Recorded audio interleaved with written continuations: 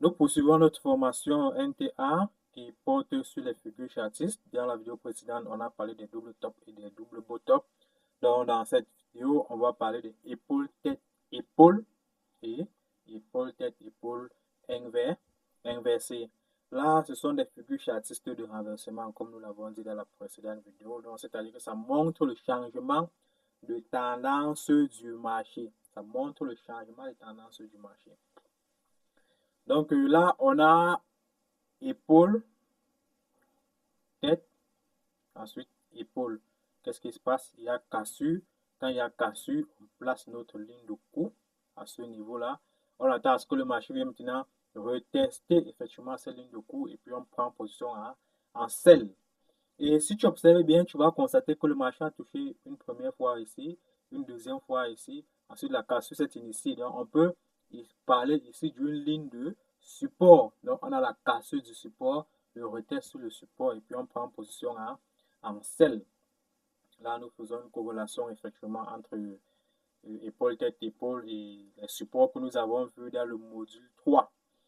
Donc je t'invite à regarder le module 3 si tu n'as pas encore regardé pour comprendre de quoi on parle plus précisément quand on fait référence au support ou quand on fera référence aux résistances quand nous serons dans épaule, tête, épaule inversée. Donc on trade épaule, tête, épaule en fin de tendance haussière, donc à la fin d'une tendance haussière ou en cours de tendance baissière. Quand on parle de fin de la tendance haussière, donc c'est-à-dire le mouvement baissier qui est en train de s'initier. Donc pour suivre position en sell ou pour suivre le marché baissier en prenant des positions en sell à ce niveau. Et ensuite, on a les épaules, tête, épaule inversées.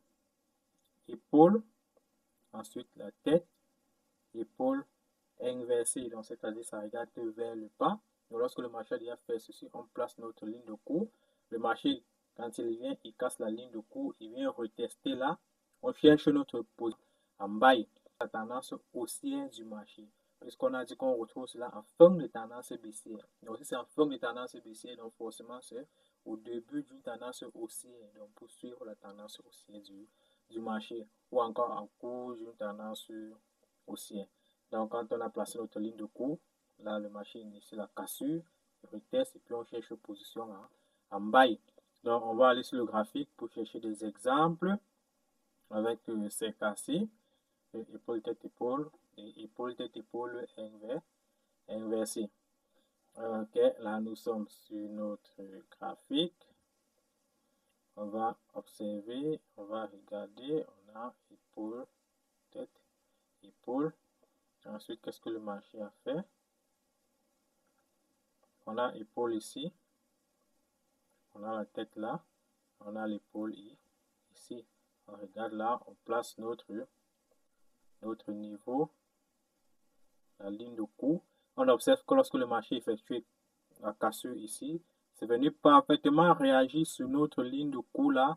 Et puis c'est descendu. Parfaitement. Donc, on peut constater que le trading, ce n'est pas quelque chose d'abstrait. C'est quelque chose qui est basé. C'est quelque chose qui est basé tel que lorsque tu appliques parfaitement ce que tu as appris avec un bon plan de trading, une bonne discipline que nous allons voir dans la deuxième partie de notre formation. La deuxième partie qui est beaucoup plus sur le processus NTA, qui est la stratégie de trading de l'Académie NTA. Cette partie-là, elle est pour ces personnes-là qui sont inscrites à cette formation. Je t'invite à t'inscrire à cette formation qui porte sur la stratégie NTA afin de pouvoir bénéficier de toutes ces compétences-là dans le domaine du trading. Donc,